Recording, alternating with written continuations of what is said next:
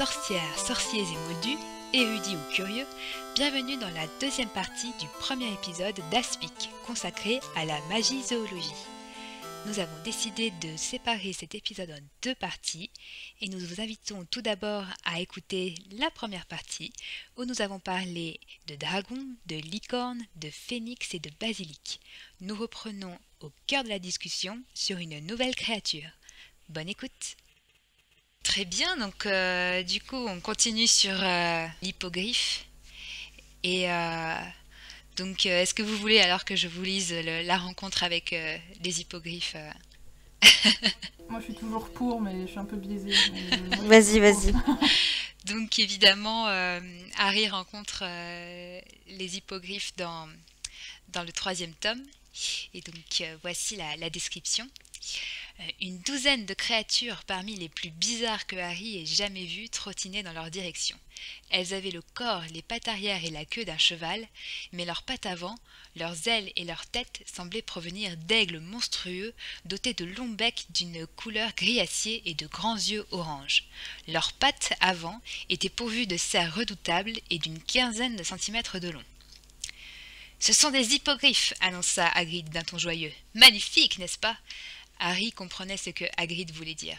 Une fois passé le choc de la première rencontre avec une créature mi-cheval, mi-oiseau, on pouvait apprécier l'éclat chatoyant de leur plumage qui se transformait en pelage, chacun d'une couleur différente.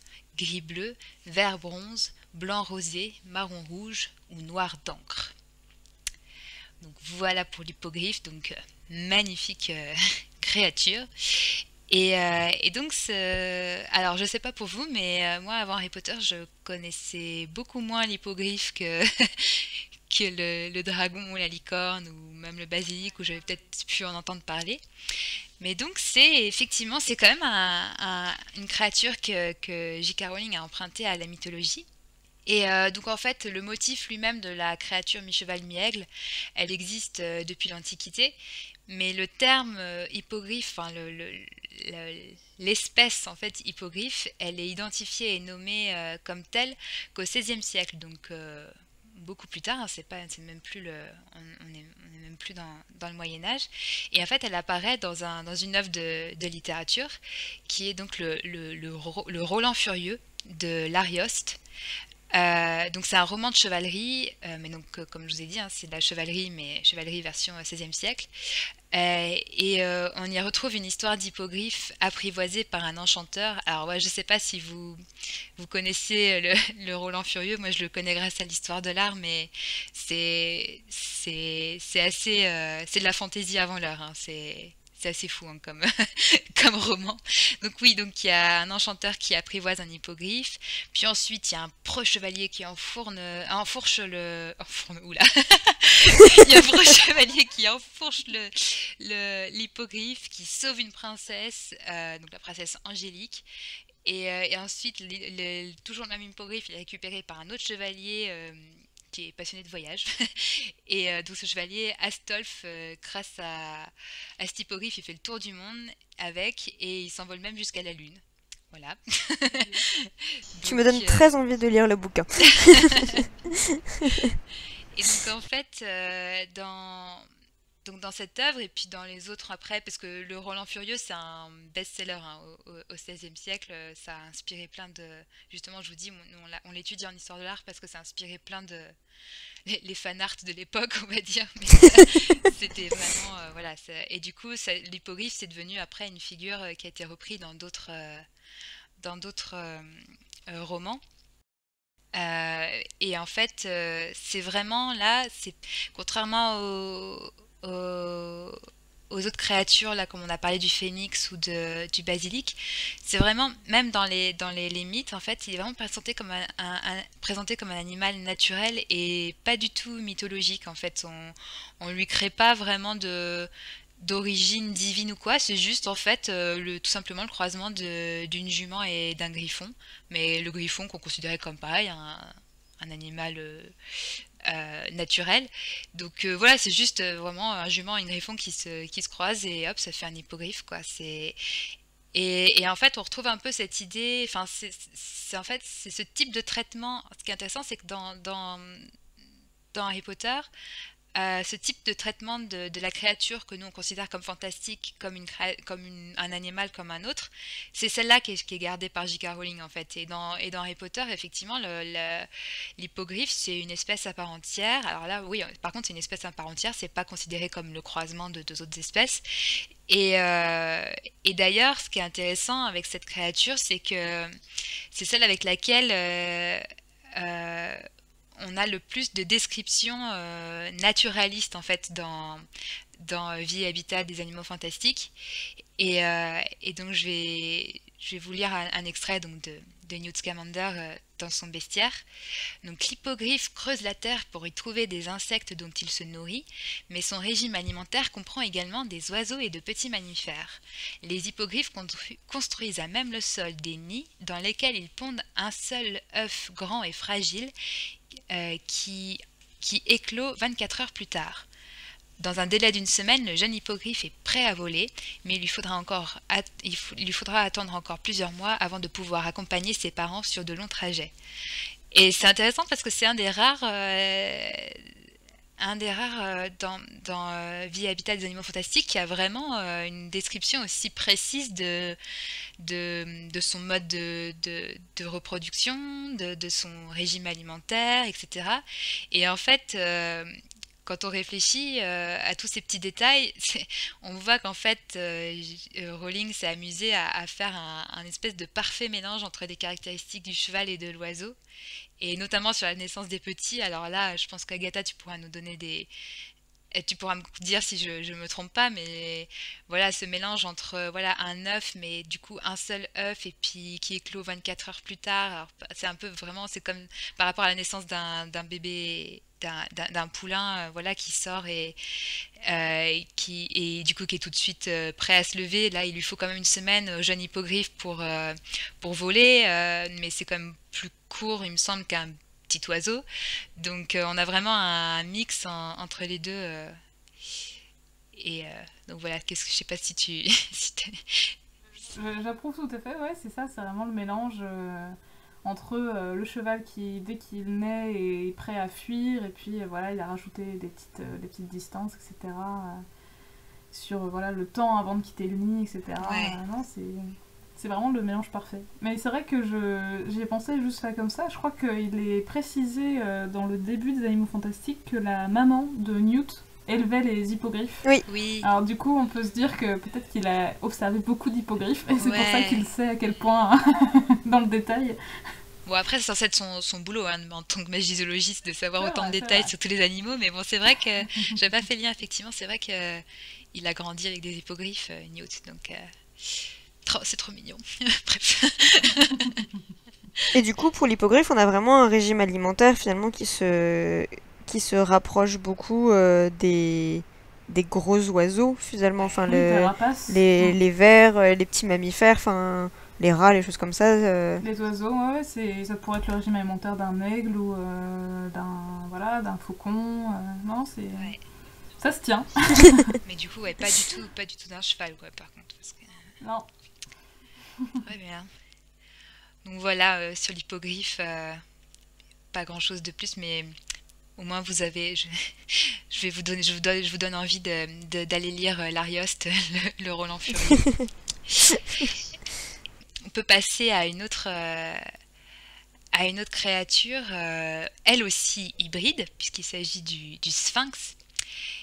Et donc là, la description qu'on en a donc de la rencontre de Harry avec un sphinx, donc c'est dans la coupe de feu lors de la troisième épreuve du tournoi des trois sorciers.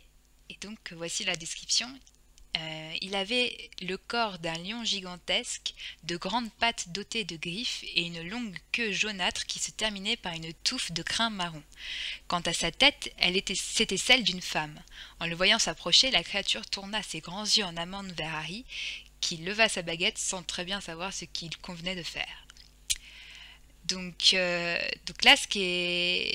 donc ensuite on a la description dans le manuel de Newt Scamander où où en fait, bon, je vous la lis parce que c'est assez court, mais c'est donc le sphinx égyptien a une tête humaine et un corps de lion. Pendant plus de 1000 ans, les sorcières et sorciers s'en sont servis pour garder des objets de valeur et des refuges secrets. D'une très grande intelligence, le sphinx se délecte d'énigmes et de devinettes. Il n'est dangereux que lorsque ce qu'il garde est menacé. Donc là, c'est intéressant par rapport en contraste avec l'hippogriffe, surtout dans la description là, de ce que je vous en ai donné.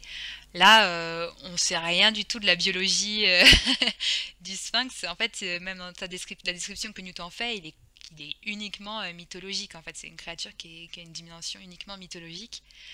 Et en fait, là, ce qui est intéressant dans ce que fait Rowling, c'est que c'est un mélange en fait entre des références égyptiennes et grecques concernant le sphinx, puisqu'en fait, nous, dans notre tradition européenne, le sphinx, on l'associe, voilà, on a deux héritages qui sont assez différents, qui sont celui de l'Égypte ancienne et de la mythologie grecque. Alors même si on en a déjà eu des exemples avec d'autres créatures là dont on a parlé, les deux mythologies peuvent se mêler, mais là, on a vraiment deux choses très différentes avec le sphinx. Donc en fait, en Égypte, physiquement, donc c'est une tête humaine et un corps de lion. Et en fait, donc effectivement, le sphinx en Égypte, il a un rôle de gardien, comme ce que mentionne Rowling. Mais en fait, sa figure humaine, ça l'associe en fait à l'image du pharaon. Donc c'est uniquement une figure masculine, bon, sauf dans les très rares cas où le pharaon est une femme, mais bon, on va pas rentrer dans dans ces exceptions. Et en fait, donc ce visage de femme qu'on a dans Harry Potter, il vient en fait de la mythologie grecque, où le sphinx, là, a une tête ou un buste de femme et un corps de lion, mais il a aussi des ailes d'oiseau, qu'on n'a pas là, je crois, dans la version de Rowling. Et, euh, et en fait, c'est le sphinx grec et non le sphinx égyptien qui pose des énigmes et qui dévore ceux qui n'arrivent pas à y répondre. Et là, on a la référence en fait au mythe du sphinx de Thèbes et au mythe d'Oedipe. Donc, je vous raconte pas tout le mythe, mais en gros, la ville de Thèbes est un peu dans la mouise parce qu'il y a un sphinx qui bloque l'entrée et qui pose des devinettes à tous les gens qui essayent de rentrer ou de sortir d'ailleurs. Et en fait, du coup, tout le monde est bloqué jusqu'à ce que Oedipe arrive et réussisse à répondre à l'énigme du sphinx. Et du coup, bah, le sphinx s'en va. Voilà. Et d'ailleurs, la fameuse énigme, ça doit être une des énigmes les plus connues. C'est la fameuse énigme quel est l'animal qui marche à quatre pattes le matin, à deux pattes le midi et à trois pattes le soir. Voilà. Vous connaissez tous la réponse. Je crois. Oui, oui, donc c'est l'humain, évidemment. L'homme qui marche L'homme? à des petites pattes quand il est adulte et à trois pattes avec une canne quand il est vieux. Voilà la petite anecdote. Donc voilà pour le sphinx, donc un bel exemple de syncrétisme, comme on dit, de Rowling et de la mythologie par rapport à la mythologie. Et pour continuer dans les créatures mythologiques, hein, faire un petit tour des créatures mythologiques, on a le fameux Touffu.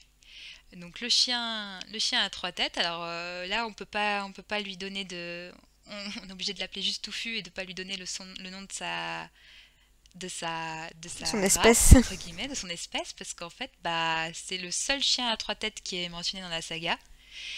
Il y a aucun chien, enfin, il n'y a pas d'espèce de chien à trois têtes dans le manuel des animaux fantastiques.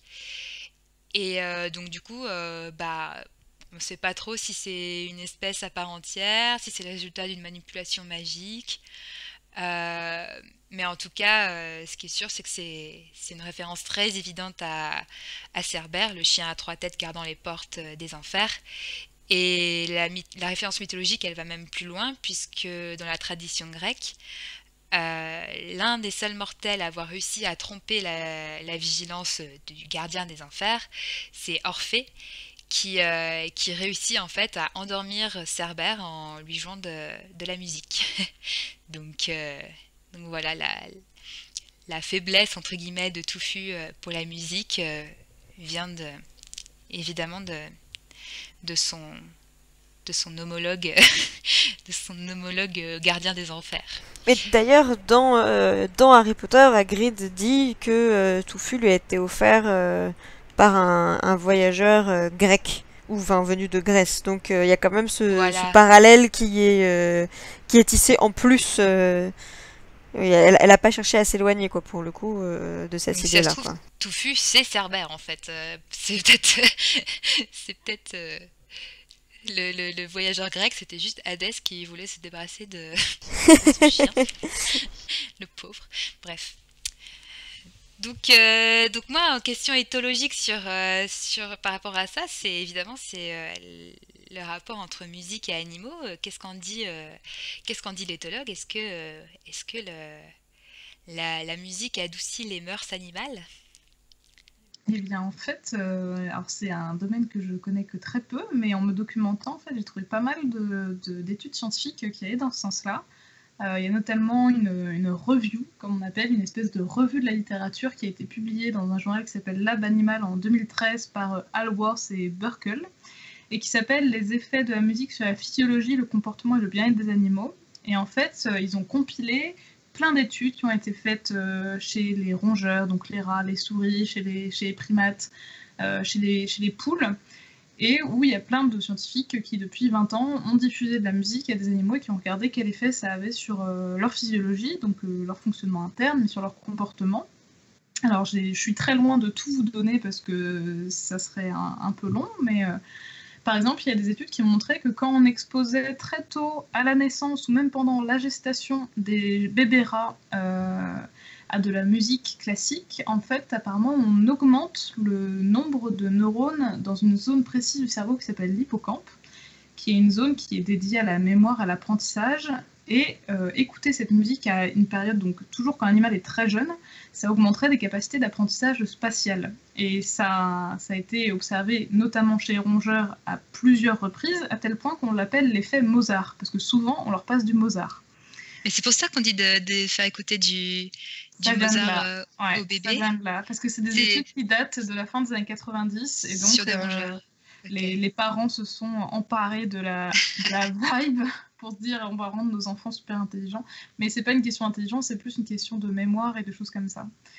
Mais apparemment, il y a le même effet chez des poussins. Pareil, quand on les expose soit dans l'œuf, soit à la naissance à de la musique. Alors moi j'ai trouvé un exemple avec de la musique de sitar, très précisément. Apparemment, ça leur fait aussi augmenter des rôles dans l'apprentissage. Mais on s'est rendu compte qu'apparemment, quand on leur diffusait quelque chose de rythmé, donc avec des battements répétés comme ça avait le même effet. Donc il n'y avait pas besoin que ce soit obligatoirement de la musique.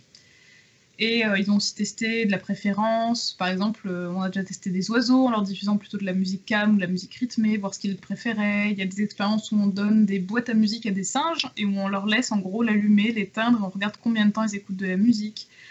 Et enfin, il y a plein de choses comme ça. Et par exemple, il y en a une que je trouve assez marrante avec des vaches aussi. Il y avait des vaches laitières. En fait, on leur diffusait de la musique quand elles allaient se faire traire. Et on s'est rendu compte que quand on leur passait de la musique par rapport à quand il n'y avait pas de musique, en fait, elles associaient la musique avec un truc plutôt positif et elles venaient plus facilement se faire traire. Donc pour elles, c'était un truc plutôt cool. Et l'étude est drôle parce qu'il disait que apparemment, elles venaient plus vite quand ils diffusaient de la musique country que de la musique rock and roll. Donc Évidemment. voilà, les vaches préféraient la country au rock. Mais sinon, j'ai cherché un tout petit peu plus en détail sur les chiens. Alors, ce que je voulais juste dire, c'est que les chiens, en fait, c'est ce qu'on disait tout à l'heure. Les chiens, eux, leur monde, il est beaucoup basé sur l'odorat, mais aussi beaucoup sur l'audition. Ils entendent beaucoup mieux que nous. Ils ont une fréquence de son qu'ils peuvent entendre beaucoup plus importante, notamment les sons aigus, parce qu'ils peuvent entendre des sons qui sont entre 70 000 et 100 000 Hz, alors que nous, on est à 2000 Hz grand max. Ou 20 000, j'ai un vieux doute. J'espère que j'ai pas oublié un zéro. Enfin bref, nous on entend beaucoup moins bien. En plus, ils peuvent bouger les oreilles pour orienter, savoir d'où vient le son, chose que nous on ne peut plus faire. Et j'ai trouvé une étude qui a été publiée dans un journal qui s'appelle le Journal de la thérapie par la harpe, ce que je trouve très drôle, par l'équipe de Boone en 2003. Et en fait, ce qu'ils ont fait, c'est qu'ils ont diffusé de la musique avec de la harpe à des chiens dans une clinique vétérinaire. Donc il y avait 3 groupes, soit c'était des chiens qui étaient hospitalisés depuis moins de 8 heures, soit des chiens qui étaient hospitalisés depuis plus de 8 heures, soit le 3e groupe, des chiens qui venaient tout juste de se faire opérer. Et en fait, ils ont mesuré plusieurs variables, comme l'anxiété des animaux, la vitesse de leur respiration, ou s'ils étaient agités, s'ils passaient du temps à être couchés, à se reposer, ou s'ils bougeaient dans tous les sens parce qu'ils étaient inquiets. Et les 3 groupes, ils ont observé qu'il y avait une diminution significative de ces comportements de stress quand on leur mettait de la musique de la harpe. Attends, mais ça peut pas être un Donc, hasard. La harpe avec les chiens. Ah, écoute, C'est pas possible. c'est drôle quand même. Après, peut-être, bon, après l'étude date de 2003, donc je sais pas, non, c'était trop tard, mais peut-être qu'il y avait d'autres études avant pour que ça ait inspiré Non, mais au peut-être livre. l'inverse. Peut-être que... Les gens ont mené l'étude Peut-être après que- avoir lu Harry Potter. Ouais, après publication en 2003, ça veut dire possible. qu'ils l'ont fait dans les années précédentes, mais bon, le Bah film est sorti en 2001, c'est pas impossible. oui, et puis le bouquin est sorti en 97, donc ça laisse quand même quelques années pour mener ton étude. Après, des fois, c'est très possible que les gens s'inspirent. Par exemple, il y a un papier qui est sorti il n'y a pas si longtemps que ça où les gens ont démontré que les pies n'étaient pas voleuses. Ouais. Donc, des fois, les chercheurs ils partent d'une idée commune pour essayer de. Donc peut-être, peut-être que l'histoire de Rowling a inspiré les chercheurs. En tout cas, il y a des signes qui montrent que la musique, en effet, peut permettre de calmer certains animaux. Mais dans la fameuse revue donc, que je citais au début, il soulignait que ça marchait pas sur tous les animaux et que selon les types de musique, ça marchait plus ou moins bien. Donc toutes les musiques vont pas diminuer le stress de tous les animaux, mais dans certains cas, en tout cas, ça permettrait de baisser le rythme cardiaque, de réduire le stress, etc. Endormir, ils le disent pas, mais en tout cas de calmer les animaux. Il y a d'autres études qui ont été faites plus récemment sur des chiens en chenil, et où pareil, quand on leur diffusait de la musique, en général, ça réduisait le stress. Eh ben, Voilà. trop bien. Mais là aussi, c'est des études assez récentes, donc peut-être que dans 5 ans, 6 ans, on trouvera un truc qui dira l'opposé, mais ça, c'est les mystères de la science. Ça avance toujours. Ça avance toujours. Et du coup, ça veut dire que c'est moi qui attaque avec les dernières bestioles. Ouais. Je comprends bien. Last but not least. Pour finir cet exposé, les animaux dont on voulait parler, ce sont des animaux qui n'ont pas franchement de pouvoir magique en fait dans la saga. Ce sont les animaux familiers, les chats, chouettes et crapauds. Donc là aussi, c'est 3 bestioles, mais je vais essayer de faire court. Promis. Donc en fait, ces 3 animaux, chat, chouette, crapaud, ce qui est intéressant, c'est que là aussi, tradition chrétienne oblige, tous les 3 ont été classifiés comme des animaux associés au diable, au mal, et donc aux sorcières et aux sorciers, parce que dans la tradition chrétienne, la nuit, on dort, on fait rien d'autre. Sauf que ces animaux-là sont tous des animaux nocturnes majoritairement, que ce soit le chat qui en plus a les yeux qui brillent pour bien voir ses proies, la chouette qui pousse des ululements lugubres, et les crapauds qui s'adonnent à des accouplements très bruyants dans les mares. Ça plaisait pas du tout aux croyants de l'époque.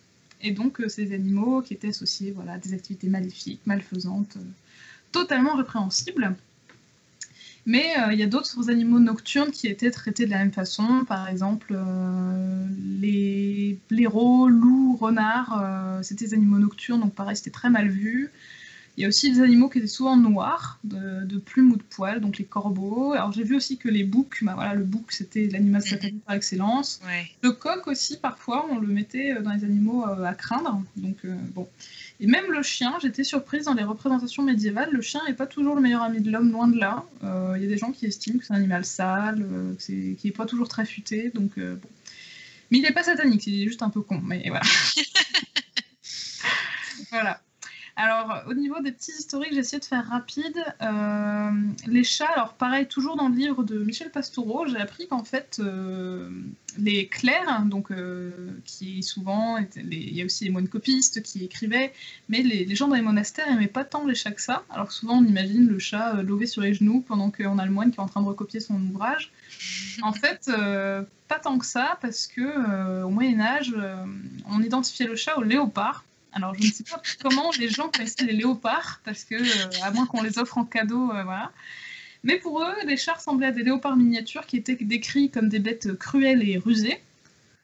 Donc, on attribuait des pouvoirs liés à la sorcellerie aux chats, ils pourraient deviner l'avenir. Mais, alors je trouve ça très drôle, Pastoureau écrit que le chat, on le décrit comme celui qui joue à ne pas savoir, qui devance les accidents et les catastrophes, et c'est donc un hypocrite. Voilà. Ça, c'est bien connu, les chats, attends... C'est toujours comme ça, hein. Voilà. Donc, comme on disait, il vit la nuit, donc c'est très très mal vu. En revanche, il y a quand même quelques auteurs de bestiaires qui donnent quelques qualités au chat. Il enterre ses déjections et il évite les endroits avec des odeurs puissantes, contrairement au chien. Donc, il est vu comme un animal propre.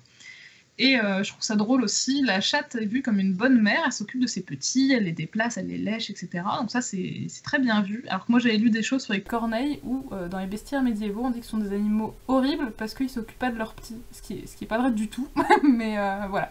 En tout cas la façon dont on s'occupe des petits apparemment c'était très important pour les gens qui écrivaient les bestiaires. Et ce qui est marrant aussi, c'est que la chatte est bien perçue parce que pendant l'accouplement, elle ne prend pas de plaisir. Voilà, ce qu'il faut le dire, le seul but de l'accouplement, c'est la reproduction, hein, voilà. Et donc, elle prend pas de plaisir parce qu'en effet, elle miaule. D'un point de vue purement biologique, c'est vrai, le pénis des chats est recouvert de petits picots, ce qui fait qu'en général, c'est pas très agréable. Et on a ça chez beaucoup de félins, donc voilà, les gens des bestiaires aimaient bien les chattes pour ça. Alors le chat il est quand même réhabilité quand on comprend qu'il élimine les rongeurs et que peut-être qu'en tuant les rats il a peut-être un petit peu limité la peste parce que c'est par l'intermédiaire des puces en fait que la maladie était transmise à l'homme. Les puces étaient infectées par une maladie qui était transmise aux rats, etc. Et donc la grande peste qui était entre 1346 et 1350 a quand même fait disparaître un tiers de la population européenne. Donc, au XIVe siècle, la fin du Moyen-Âge, en fait, on laissait les chats venir dormir au coin du feu parce que finalement, ils étaient quand même utiles. Voilà, mais il faut attendre la fin du Moyen-Âge pour que finalement on les aime bien. Alors, les chats dans Harry Potter, j'ai pas beaucoup creusé, mais c'est assez drôle de voir que dès le tout début, il y a McGonagall en animagus qui guette au coin de Private Drive pour voir ce qui se passe, même si c'est pas un vrai chat.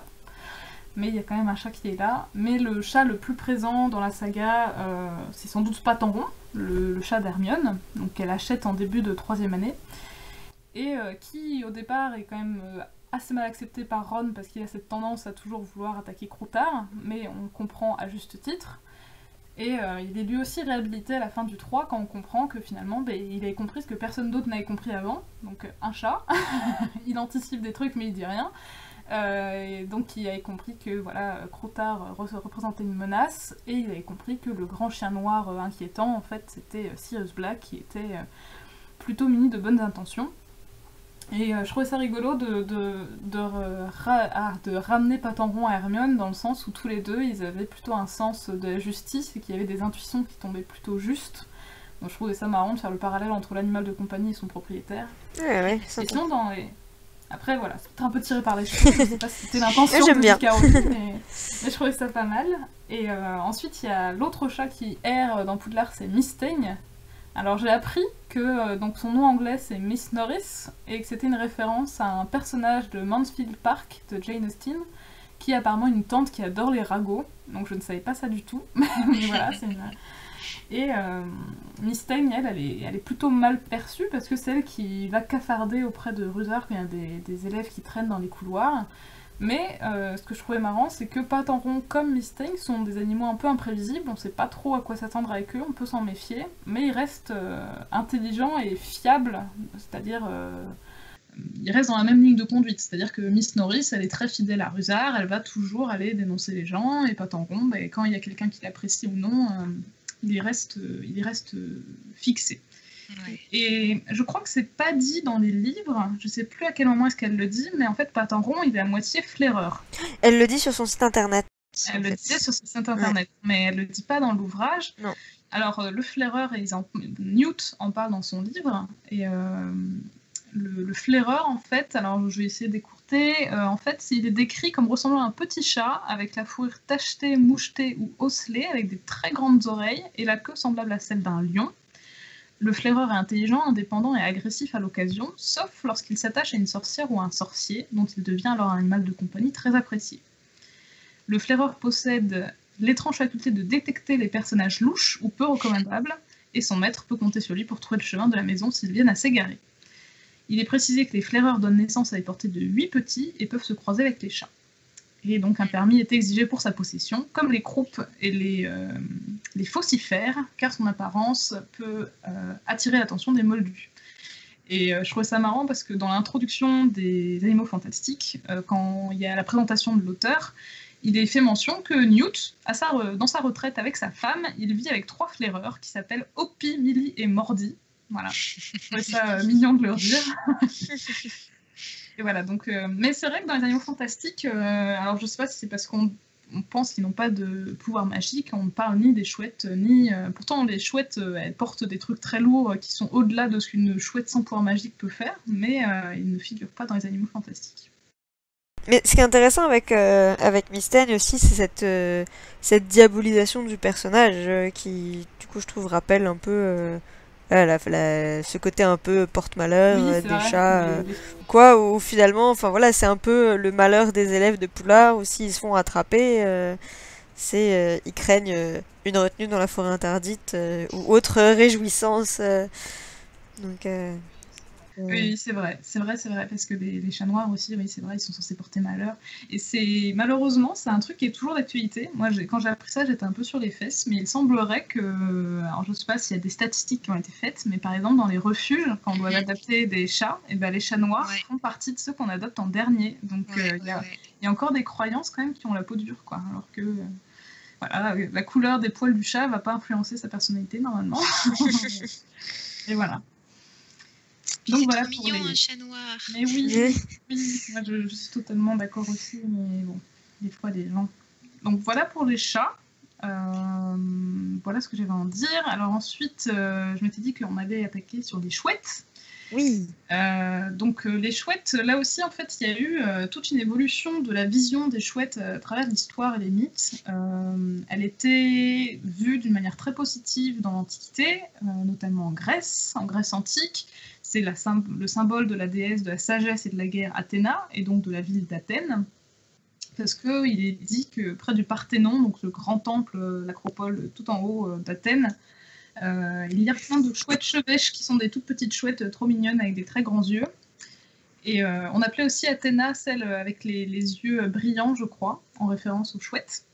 Et donc les chouettes, elles étaient associées à la connaissance, au savoir, donc c'était ultra positif. Elles étaient frappées sur les pièces de monnaie. D'ailleurs aujourd'hui, sur les pièces euros de la Grèce, il y a toujours cette fameuse chouette qui apparaît.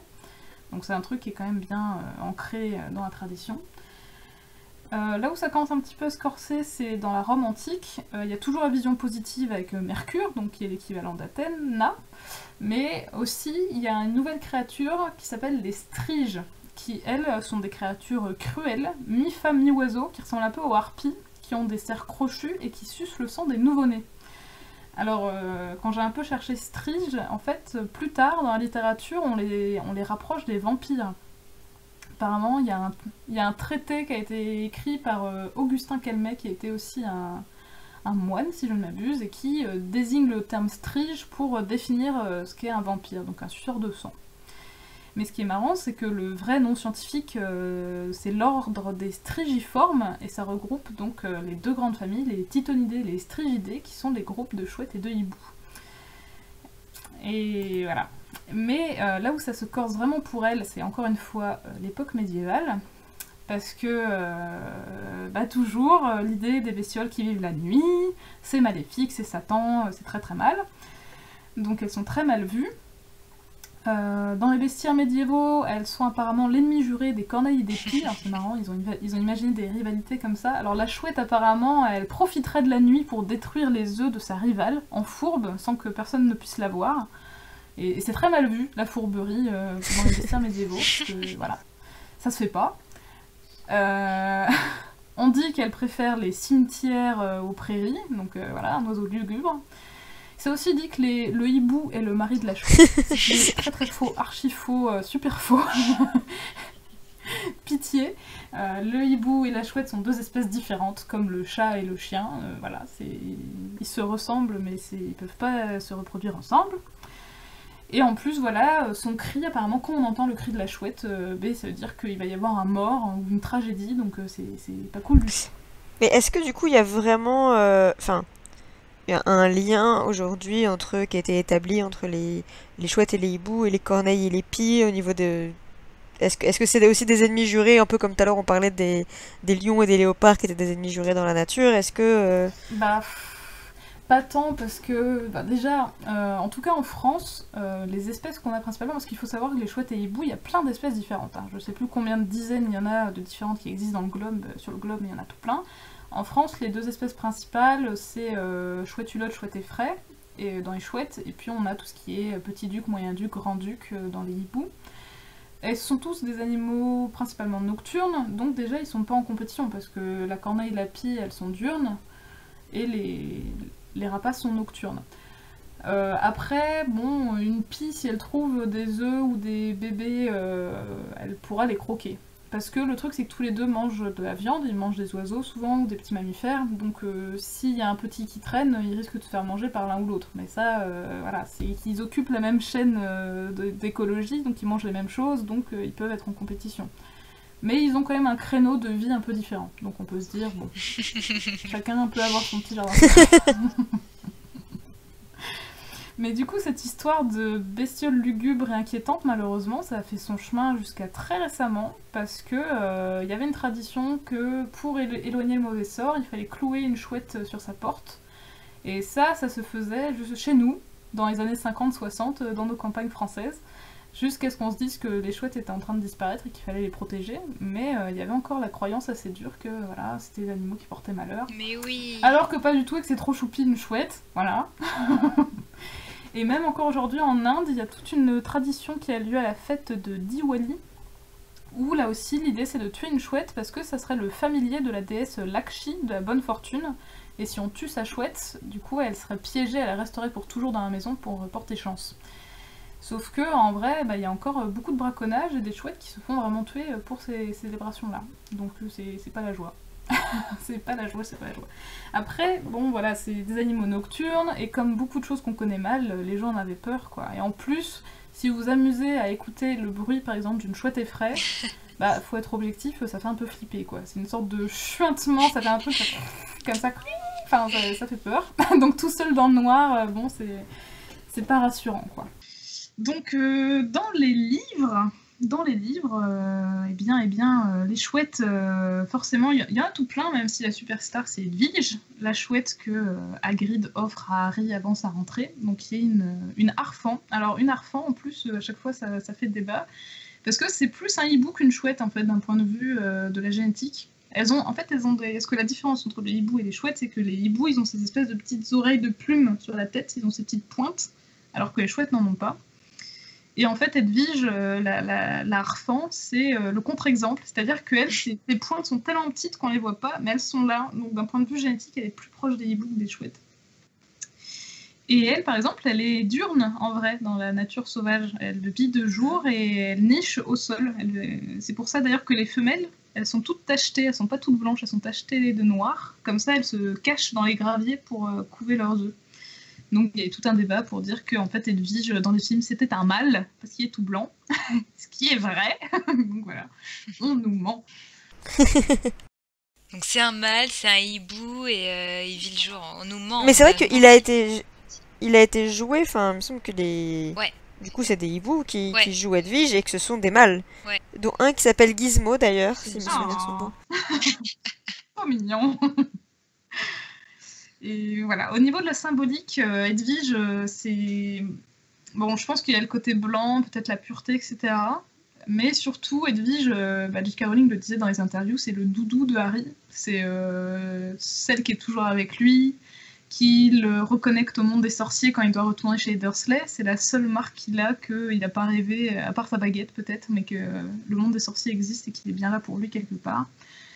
Et je trouvais ça rigolo aussi que... je trouvais qu'il y avait quelques petites similitudes dans le caractère, parce que Edwige, elle est très noble. Elle est souvent elle snob un peu, par exemple, les autres, comme Coxigru qui est surexcité, elle le regarde un peu d'un air méprisant, genre mais quoi.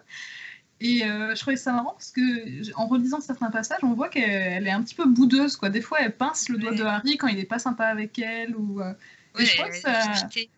Et je crois que ça ressemblait un peu à Harry, quoi. Par exemple, quand il en veut à Ron et Hermione de ne pas avoir de nouvelles pendant l'été, il boude, il leur en veut et tout. Et je trouvais que dans cette attitude-là, finalement, il se ressemblait un peu. Non, c'est trop chou.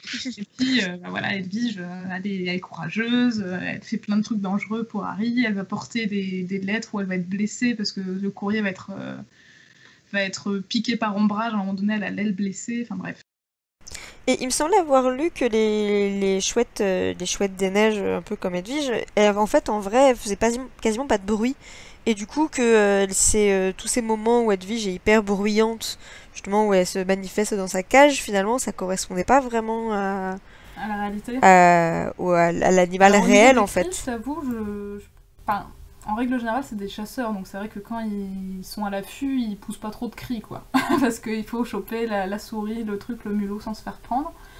Au niveau communication, c'est vrai que je sais pas trop à quel point elle communique beaucoup par rapport aux chouettes européennes, mais ouais, je pense que dans la nature, une chouette, de toute manière, ça cause pas beaucoup, quoi, en général. Donc... Ouais, puis ça fait pas de bruit oui. En volant. Il y a une adaptation du bout des plumes des chouettes, ce qui fait qu'elles ont des espèces de micro-pointes sur le bout de leurs plumes qui est fait pour justement étouffer le bruit, pour que quand elles volent, elles puissent se poser comme ça sans que les souris et les mulots puissent les entendre. Non, c'est assez bien foutu. Et du coup, tout à l'heure, ce qu'on parlait du fait qu'il n'y avait pas vraiment de pouvoir, les chouettes, les chats et tout ça, mais je trouve que là, parce que du coup, il y a une utilisation des chouettes comme service postal chez les sorciers, et où elles trouvent quand même le destinataire de leurs lettres extrêmement facilement. On a à peine besoin de leur dire, voilà, tu vas voir maman, et elle va chez le terrier Weasley, elle va au terrier des Weasley. Est-ce qu'il y a une... Bon, je suppose que tous les oiseaux ont quand même un bon sens de l'orientation. Est-ce qu'il y a quelque chose de particulier à ce niveau-là qui les distingue des autres oiseaux? Mais en fait, l'exemple en fait, qui est vraiment existé, c'est les pigeons voyageurs. Mais les pigeons voyageurs, en fait, ça fonctionne à cause d'une bonne raison, c'est que ce sont des pigeons qui sont élevés dans un colombier, qui est leur maison. Et les pigeons, comme je disais, ce sont des oiseaux monogames en couple. Donc ce qui se passe, c'est que quand on lâche un pigeon, en fait, ce qui se passe souvent, c'est qu'on prend le pigeon, on le met dans une voiture, on l'emmène à un endroit, genre au point A, et ensuite, si on le lâche du point A, il sera capable de retourner à son pigeonnier. Parce qu'il a intérêt à y retourner, c'est là où il y a son compagnon, et c'est l'endroit dont il vient. Mais si on lui demande d'aller à un endroit où il n'est jamais allé, bon après ça c'est aussi un exemple, parce qu'il y a des oiseaux migrateurs qui ne sont jamais allés nulle part, mais ils vont toujours au même endroit. Vous n'allez pas envoyer un oiseau qui a l'habitude de migrer dans le désert du Sahara, passer l'été en Amérique du Sud. Enfin, il va se perdre. L'oiseau, alors en plus, ça reste très mystérieux. Rien que les migrations d'oiseaux, on ne sait pas encore bien comment ils font. Il y en a qui disent que c'est grâce à l'odeur, qu'ils arrivent à se repérer grâce à des grandes barrières naturelles, genre des rivières, des trucs, des machins. Il y en a qui disent c'est les étoiles, il y en a qui disent c'est le soleil. En gros, c'est un mélange de tout ça, mais l'orientation chez les oiseaux, c'est encore un truc un peu mystérieux, quoi. Mais pour le cas en tout cas des pigeons voyageurs, il y a vraiment cette idée de je retourne à ma maison, et en gros le pigeon, il est paramétré entre guillemets pour rentrer toujours au même endroit. Mais on peut pas le faire voyager à 40 000 endroits différents, quoi. Donc là pour les chouettes... Et il fait un aller simple, quoi. Ouais, si on l'emmène quelque part et il rentre, on va pas pouvoir... on peut pas lui envoyer la réponse avec le même pigeon, quoi. Exactement. Donc du coup, quand c'était utilisé pendant les trucs militaires, en fait c'était ça. T'avais le pigeon qui rentrait à la base A, le pigeon qui rentrait à la base B, etc. Mais tu pouvais pas envoyer ton pigeon n'importe où. Et voilà. Et pour les chouettes, ouais, en effet, c'est un peu un pouvoir magique de se dire qu'elles peuvent aller n'importe où, même des fois à des endroits genre trouve Sirius. Ouais, bah super. Donc ouais, c'est pas le plus simple. Et qu'est-ce que je voulais dire d'autre? Ah oui, pour les autres chouettes aussi, je trouvais aussi que c'est peut-être moi aussi qui étends, mais les autres chouettes, je trouve qu'elles ressemblent beaucoup à leurs propriétaires. Alors ça, c'est des mini-anecdotes, c'est à peine suggéré dans les livres, mais par exemple, on sait que Drago Malfoy, il a un grand-duc, qui est le plus grand des rapaces de la famille des chouettes et des hiboux. Donc c'est un oiseau volumineux, un peu snob, très grand. Donc je trouvais que ça allait bien avec l'idée de paraître plus puissant, etc. Coxigru, l'oiseau de Ron, au départ il le déteste parce qu'il est tout petit, il est tout ridicule, on sait pas d'où il sort. Et je trouvais ça un peu marrant de se dire que Ron il est très mal dans sa peau parce qu'il se sent toujours comparé aux autres, à ses frères qui ont fait mieux que lui. Et de voir qu'il rejetait cet oiseau qui finalement lui ressemble peut-être un peu, je trouvais ça marrant. Il y a Hermès, le moyen-duc que la famille Weasley offre à Percy quand il devient préfet. Donc un moyen-duc, c'est déjà un truc qui est un peu plus classe, mais qui est le petit modèle, en fait. Donc je trouvais ça marrant aussi de se dire, c'est classe, mais on n'a pas trop les sous pour. Et puis... c'est le grand-duc bas de gamme. Le low cost du grand-duc. Et puis le dernier, c'est Errol, qui est le hibou de la famille Weasley, qui est toujours un peu miteux, un peu épuisé, qui est un oiseau de seconde main, comme malheureusement un peu toutes leurs affaires, parce qu'ils n'ont pas beaucoup de sous. Et je trouvais ça rigolo aussi, qu'il y ait ce côté-là, quoi. Et donc Errol, ça serait plus un... quoi comme espèce, du coup, tu l'associes Alors, avec dans le film, c'est une chouette lapone, qui, elle, pour le coup, est la plus grande chouette d'Europe, donc c'est plutôt badass, parce que c'est un très gros oiseau. Et en plus, elles ont cette espèce de... Elles sont très reconnaissables parce qu'elles ont vraiment un motif de disque facial sur la tête très rond. Et puis, elles tournent vraiment la tête... Enfin, tous les hiboux et les chouettes peuvent faire ça, mais sur la lapone, vu qu'elle a la tête très ronde, un peu en boule, ça ressort. Donc finalement, après, je crois pas que ce soit décrit dans les livres quelle taille a Errol. On sait juste qu'il est toujours épuisé, fatigué. Oui, il est souvent comparé à un vieux plumeau, un truc comme ça. Le pauvre. Mais ouais, du coup, finalement, la chouette lapone, c'est plutôt une bestiole classe, quoi. Bon, elle est épuisée et elle sait pas retrouver son chemin et des fois elle tombe évanouie en faisant son job, mais c'est, voilà, peut-être un peu le côté gloire un peu effritée de la famille Weasley, qui est quand même une très vieille famille de sorciers avec des très grands magiciens dedans, mais qui n'ont pas beaucoup de sous. Donc peut-être qu'il y a un parallèle à faire. Donc voilà, sur les chouettes et les hiboux, je savais pas si vous aviez d'autres remarques. Bah juste peut-être, bon, je pense pas que nos auditeurs et auditrices ont besoin de ce rappel, mais rappeler que les chouettes et les hiboux sont pas des animaux faits pour être en maison, donc que ça a été c'est quand même un problème involontaire qu'a créé J.K. Rowling ouais, avec. Et je crois qu'il s'est senti désolé à une paire de fois. Alors ce qu'il faut juste savoir, c'est qu'en France, d'un point de vue légal, on n'a pas le droit de détenir une chouette ou un hibou. En fait, on n'a même pas le droit, d'un point de vue de la législation, de ramasser une plume ou même une chouette morte sur le bas-côté, parce que les espèces sont protégées, et ça veut dire qu'on n'a même pas le droit de les déplacer ou de les toucher. Voilà. Parce que toutes les espèces de chouettes et de hiboux en France sont protégées. Donc ça, c'est une bonne chose.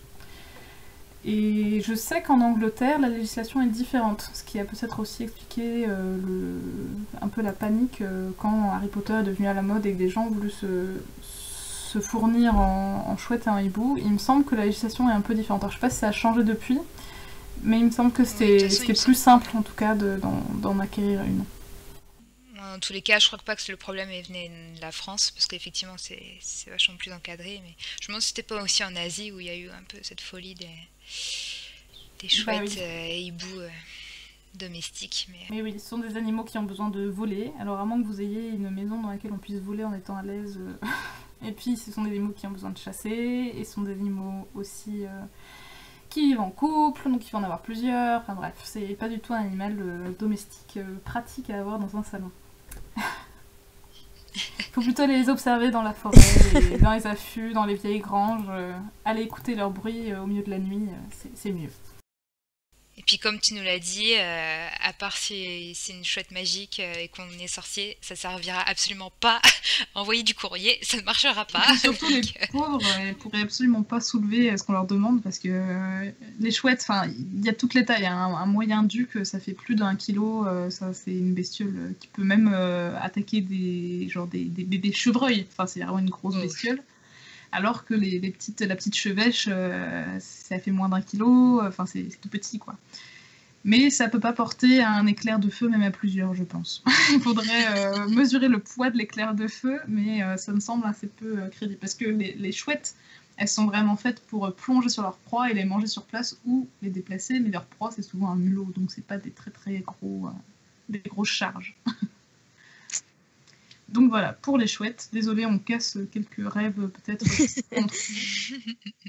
Et le tout dernier familier, c'est celui qui passe vraiment pour le loser, hein, mais je trouvais ça marrant de finir par lui, ce sont les crapauds. Alors les crapauds, là aussi au niveau des représentations, il y a plusieurs significations. En Asie, au Moyen-Orient, ils étaient plutôt bien vus parce que c'est la fécondité, parce qu'en effet, un crapaud ou une madame crapaud, ça pond beaucoup d'œufs. C'était vu aussi avec la chance, comme le renouveau aussi, parce que les grenouilles et les crapauds, en fait, ils subissent une métamorphose. Ils naissent têtards, donc aquatiques avec une queue, et puis ils évoluent jusqu'à avoir des pattes, avoir une respiration qui leur permet avec des poumons qui permettent de respirer en dehors de l'eau. Ils perdent leur queue, donc ils ont cette phase de métamorphose. Donc voilà, c'est le symbole un peu du renouveau, de la nouvelle vie, des trucs plutôt positifs. Dans certaines mythologies, Moyen-Orient, Amérique du Sud, Asie, ils sont associés à l'eau et ils commandent la pluie. Donc tout ça, c'est plutôt positif. Chez les Égyptiens, il y a une déesse à tête de grenouille qui s'appelle Eket, qui est associée à la fertilité, pardon. Mais alors pareil, hein, j'ai pas redit, mais grenouilles et crapauds, c'est des espèces différentes. La grenouille n'est pas la madame du crapaud et le crapaud n'est pas le monsieur de la grenouille. Il y a des madames et des messieurs crapauds et des madames et des messieurs grenouilles. Et normalement, ils se mélangent pas. Et rapidement, dans les représentations contemporaines, les crapauds ils sont vus comme répugnants. Dans les contes de fées, c'est les princes victimes de maléfices qui sont transformés en crapauds et qu'il faut embrasser pour leur rendre leur forme d'origine. Alors c'est en partie lié au fait, une caractéristique qu'ont les crapauds, c'est qu'ils sécrètent une toxine dans leur peau à partir des glandes qu'on appelle les glandes paratoïdes. Et en fait, ce qu'il faut savoir, c'est que, à part si vous avez un âge restreint et que vous vous mettez à mâcher un crapaud, il y a très peu de risques qu'en tant qu'humain, vous en souffriez. Le réel danger, c'est plutôt pour les chiens ou les chats qui vont essayer de les mâcher, les manger. Et là, ils peuvent avoir des intoxications avec la toxine.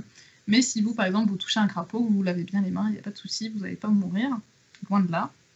Et en fait, ils sécrètent cette toxine que s'ils sont agressés, c'est-à-dire quand on exerce une pression sur leur peau. Donc c'est vraiment quand ils sont en danger. Donc voilà. Anecdote, j'ai déjà touché un crapaud par inadvertance qui était caché au milieu des fraisiers de mes parents et je suis morte, voilà. Par contre, j'ai fait un bond de 3 mètres, mais... Quand on s'y attend pas, bon.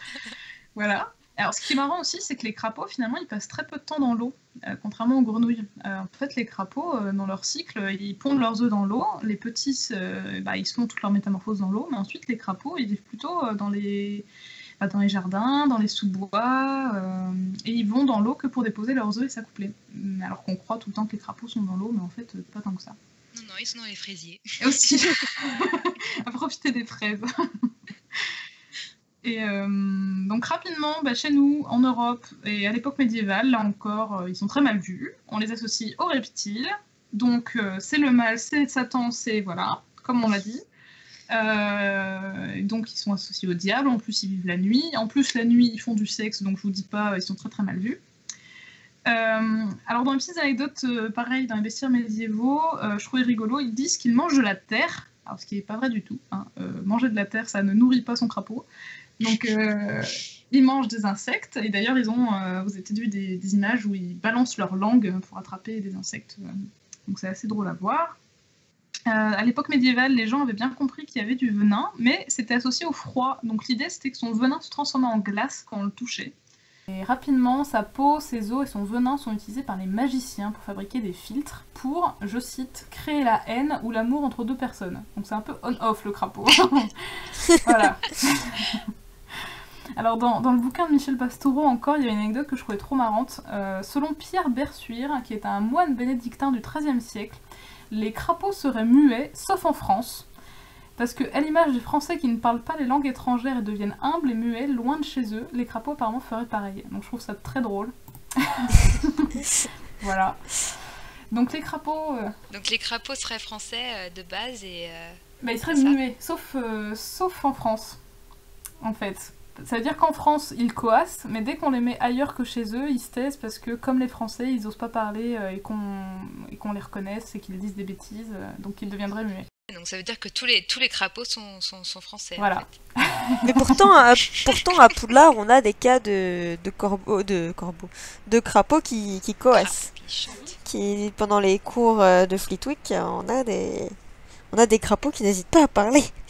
Donc peut-être les crapauds anglais en Angleterre parlent aussi. Ils sont bilingues. C'est peut-être ça. Et du coup, bah, comme on disait, le crapaud, dans les versions du mythe, c'est lui qui couve l'œuf pendant une basilique, donc c'est quand même super mal vu. Et aussi, apparemment, il cumule quand même 4 des 7 péchés capitaux, parce qu'on dit que les crapauds, ils sont avares. Il y a une fable d'Odon de Chéritron, où il y a un crapaud qui refuse de donner de la terre, donc la terre dont ils sont censés se nourrir, à une grenouille parce qu'il a peur d'en manquer, alors que la terre, bon, potentiellement il y en a toujours, donc ils ont la réputation d'être avares et égoïstes. Et on dit aussi qu'ils sont fiers et colériques parce qu'ils se gonflent. Alors en vrai, les crapauds ont des poches en effet, sous la gorge, pour coasser et faire du bruit, mais c'est juste pour aller se séduire les uns les autres. Mais apparemment, voilà, les gens ont retenu qu'ils se gonflaient, comme dans la fable de Jean de La Fontaine, ils se gonflent, des fois jusqu'à l'excès, et des fois ils peuvent crever. Mais donc, les crapauds... C'est une grenouille chez La Fontaine, par contre. Oui, c'est vrai, c'est la grenouille qui voulait être aussi grosse que le bœuf. Mais grenouille-crapaud, souvent il y a un peu l'amalgame. Hein. Il y a... dans les bestiaires médiévaux, ils mélangent un peu les deux. Donc bon, tout ça pour dire qu'ils sont quand même très mal vus. Donc il y a la luxure, parce que la nuit ils s'accouplent, ils font plein de bruit, l'avarice, la colère et l'orgueil, avec l'idée de se gonfler. Donc voilà. Ils sont pas très bien vus. Et donc le seul crapaud que l'on voit, qui a un nom en tout cas, c'est Trevor, le fameux, le crapaud de Neuville-Long-du-Bas. Et je trouve ça assez marrant parce que finalement, Trevor, on le voit dans plusieurs situations, mais qui sont souvent les mêmes. Soit c'est le jour de la rentrée, dans le Poudlard Express, et Neville court après parce que le crapaud passe son temps à se casser. Et il passe son temps à essayer de le retrouver. Et les autres cas de figure, c'est qu'il sert de cobaye. Alors moi je m'en souvenais pas, mais apparemment il y a une fois où il se fait valdinguer dans toute la pièce avec le Wingardium Leviosa de Flitwick. Il y a Rogue qui menace Neville d'essayer une potion de ratatinage qu'il a objectivement ratée sur le crapaud, sachant que la potion risque de tuer le crapaud parce que c'est devenu un poison. Mais sauf que Hermione va l'aider à rattraper la potion, et la potion est réussie, mais ça fâche beaucoup Rogue qui le met quand même en détention. Et, mais du coup, on a quand même vraiment Trevor qui revient sous forme de tétard et, oui.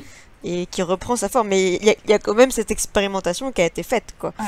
C'est... Et puis, si la potion avait été ratée, bah, ça aurait été pareil, quoi. Enfin, il n'y a rien à péter, quoi. et je trouve ça marrant parce que, clairement, dans toute l'histoire, c'est dit que les crapauds, comme animaux de compagnie, c'est has-been. Hagrid, il le dit au tout début, il dit à Harry, je vais pas t'offrir un crapaud parce qu'on se moquerait de toi, ça se fait plus du tout. Voilà, c'est trop nul d'avoir un crapaud. Et le fait que ce soit associé à Neville, ça veut dire plein de choses, parce que voilà, Neville, il est élevé par sa grand-mère, qui a pas forcément une vision très moderne du monde magique. Et je trouvais ça... Et puis Neville, c'est vrai qu'au début, bah, c'est le personnage qui fait un peu honte, c'est un petit peu le loser et tout, et le fait qu'il ait un crapaud, bah, c'est marrant, parce que c'est un animal maladroit, qui est pas toujours très beau, enfin... qui est vraiment pas l'animal auquel on pense quand il est question de bravoure et de courage, alors que Neville, au fil des années, on verra que voilà, il prend de l'ampleur, il s'assume, etc. Et d'ailleurs, j'ai lu une analyse en faisant des recherches où il est dit, alors il faudrait vérifier dans tous les tomes, où apparemment, d'année en année, Neville maîtrise mieux Trevor. C'est-à-dire que la première année, il est désespéré parce qu'il l'a perdu, il le cherche pendant tout le voyage dans le train. La deuxième année, apparemment, il le voit le tenir. Je crois qu'il y a l'anecdote au début de la quatrième année où il le confie à Harry quand il se prend là, les déchets de la plante, juste au moment où il y a... Ah oui, de C'est l'empestine, ça. le... Où il y a Cho Chang qui passe à ce moment-là et que Harry se dit que c'est le pire moment de sa vie. Et puis il y a d'autres passages où apparemment, je crois que c'est en sixième année peut-être, où apparemment il est toujours avec son crapaud, mais il le tient fermement et le crapaud a l'air totalement résigné et blasé parce qu'il n'arrive pas à se barrer. Donc voilà, il y a des gens qui disent que c'est une manifestation du fait que Neville, il s'en sort de mieux en mieux avec le temps. Alors est-ce que voilà, son rapport au crapaud joue ? Je ne sais pas. Et je trouvais ça juste amusant parce que voilà, Trevor, c'est l'animal has-been pas très beau qui se barre tout le temps. Mais je pense que Neville est sincèrement attaché à son animal parce qu'au tout début, on entend qu'il renifle quand il le cherche. Alors est-ce qu'il pleure un petit peu ? On ne sait pas. Et je pense qu'il est sincèrement très inquiet à l'idée qu'on lui fasse subir des trucs comme la potion ratée de rapatinage et que, voilà, même s'il a l'air d'être ennuyeux et qu'il a pas l'air de trop l'aimer finalement, il y tient quand même beaucoup à son crapaud. Ça vit longtemps, un crapaud ? C'est une excellente question. Je pense qu'un crapaud commun, ça vit plusieurs années, mais est-ce que ça vit longtemps ? Malheureusement, ce qu'il faut dire aussi, c'est que donc, les crapauds, ils pondent dans la mare. Oui. Et il y a même une sorte de migration parce que tous les mâles vont à la mare en même temps pour aller chanter aux femelles. Et souvent, les crapauds croisent la route des voitures. Et malheureusement, ça écourte souvent un peu leur espérance de vie. Après, je veux pas dire de bêtises, mais je pense que s'ils ne rencontrent pas les pneus d'une voiture, ça vit 4-5 ans, voire plus. Peut-être que les plus costauds d'entre eux vivent une petite dizaine d'années. Là, peut-être que je m'avance un peu. Mais je pense que ça vit un petit moment, hein, les crapauds communs en tout cas. Faudrait creuser. Je sais pas bien.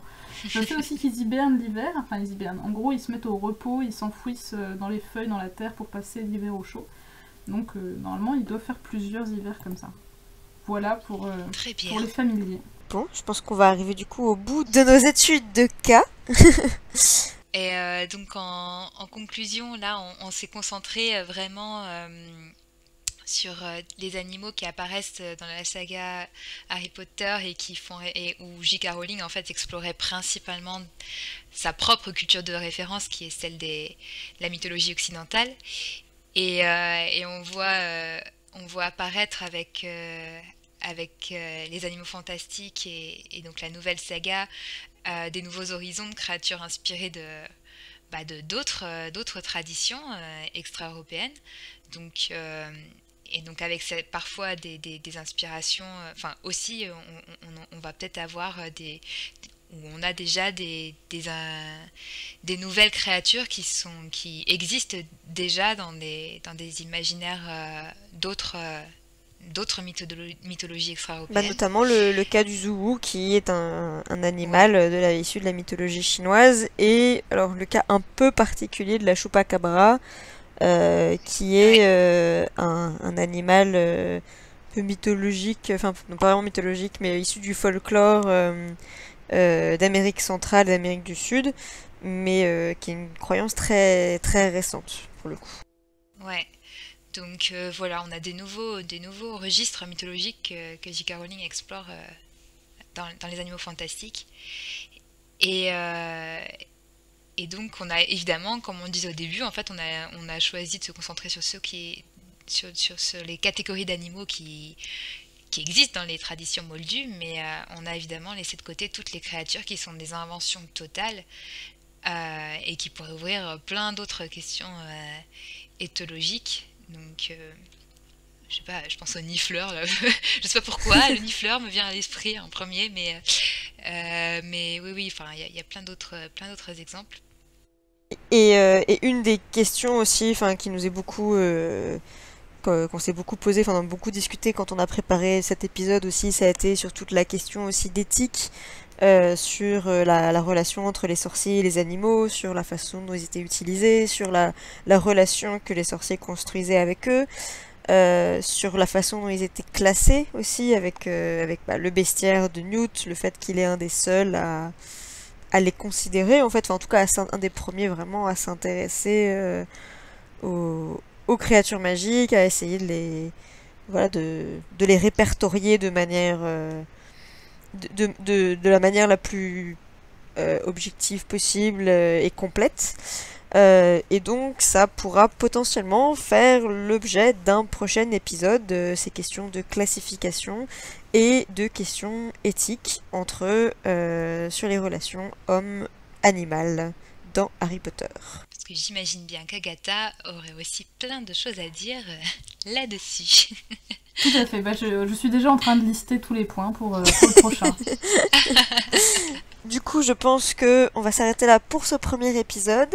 On espère que cet épisode vous a plu, que le format vous a plu. N'hésitez pas à nous dire ce que vous en avez pensé. Vous pouvez nous contacter sur Facebook, sur la page l'Académie des Sorciers, Twitter aspic_GDS pour Gazette du Sorcier, par mail. Vous aurez tous les liens de toute façon dans la description. Et on se retrouve très bientôt pour un prochain épisode. On tient aussi à remercier Salem qui gère toute la partie technique de cette émission et qui a aussi créé tous les graphismes, tous les éléments visuels, et Caligula qui a composé le thème de ce podcast d'après John Williams et Patrick Doyle. Et chers auditeurs, n'oublie pas, Passez tes bus d'abord.